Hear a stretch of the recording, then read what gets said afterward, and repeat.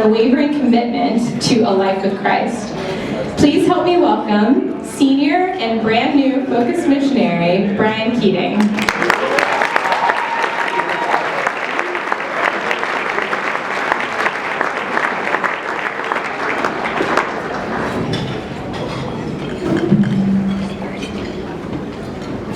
Thank you, Lord. I just want to thank Father for giving me the opportunity to speak here with you guys today.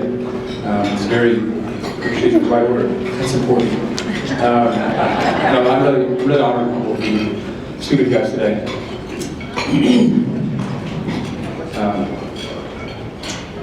So in a recent prayer meditation, I kind of asked God to show me what it looked like at the end of my life and the different routes I could take and kind of how to prepare for that. And so he showed me at the end of my life journey, was going to call each of us by name to come and stand before him. Is there anything I need to do to prevent that?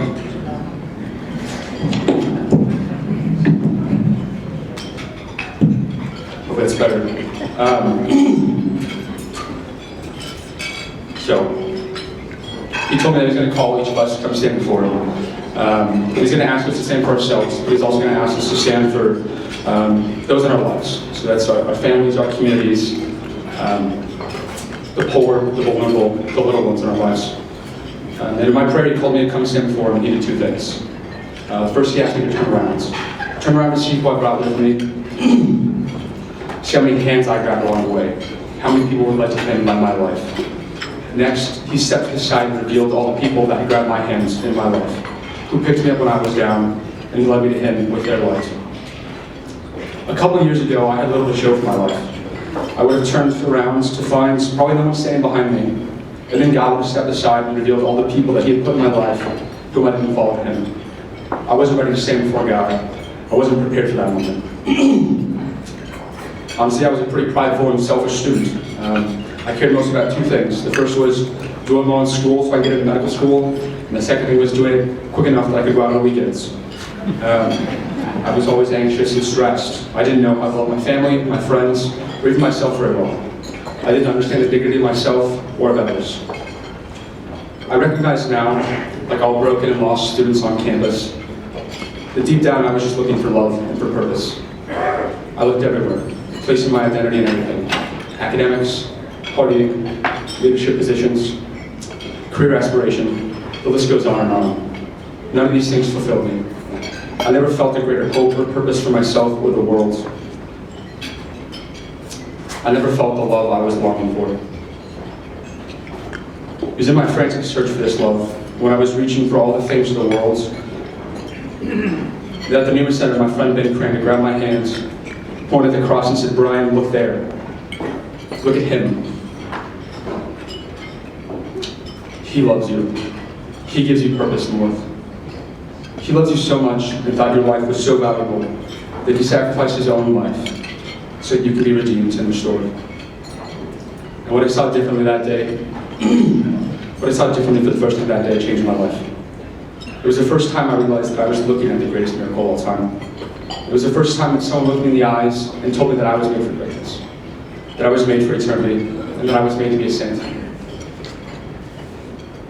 It is this moment at the end of our lives that we must prepare for now. The Newman Center is helping prepare the students of UNL by giving us the opportunity to encounter Jesus, by challenging us to transform our hearts. The Newman Center has challenged me in various ways, three of which I'd like to share with you tonight. The first is that it challenged me to ponder eternity. The second is that it challenged me to strive for greatness. And lastly, it challenged me to change the world. Newman is the first place that I glimpsed eternity. As I dove deeper into my faith, I began to realize that my entire life is but a speck of dust compared to the rest of time. My time spent on earth means absolutely nothing compared to all of eternity, but how I spend it means absolutely everything if I want to get there. We don't get to the end of our lives and then get to choose our eternity.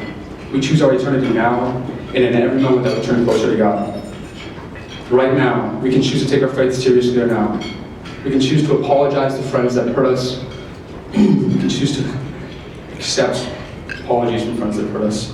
And we can choose to apologize to friends that we've hurt. to focus more on our kids and less on our work, and we can choose generosity over pride. I believe college is the most malleable and formative period in a person's life. It's a time when lifelong habits, values, and priorities are set. The Newman Center is helping college students to choose eternity now.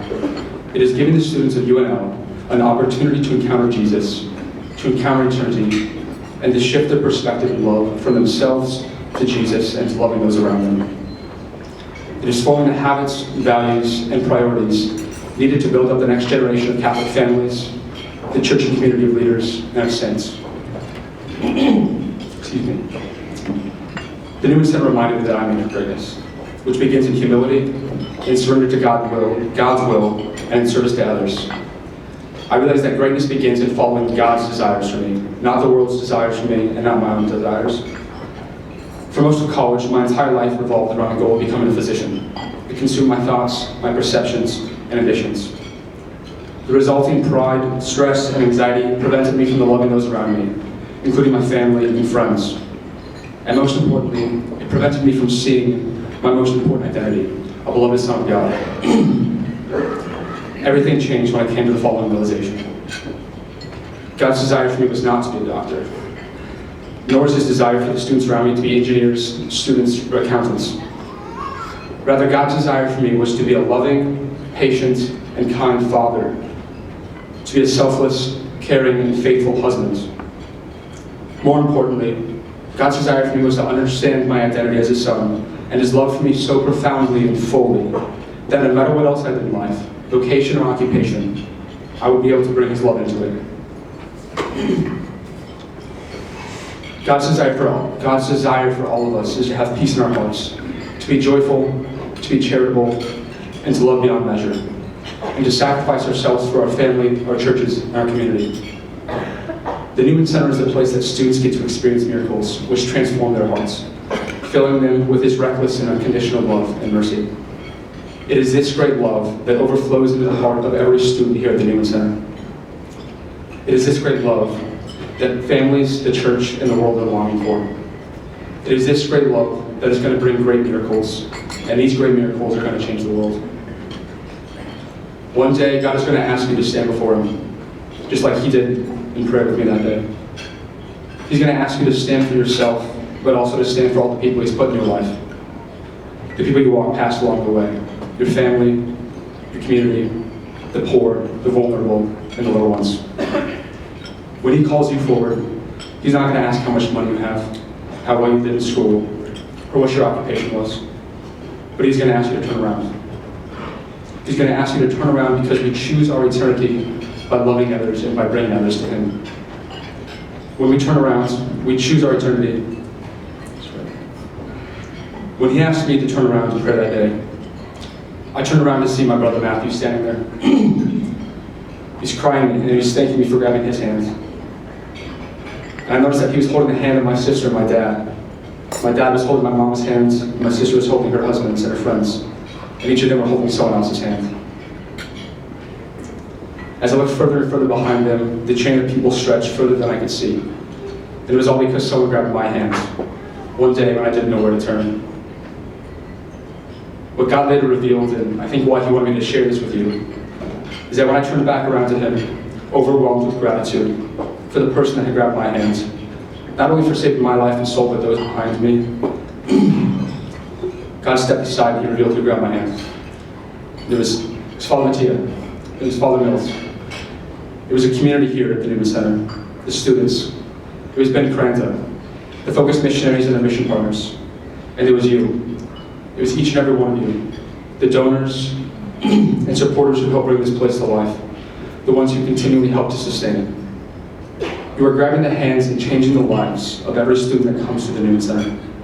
You are bringing God's great love and miracles into the lives of these students and their families, their future families, and the lives of everyone they touch.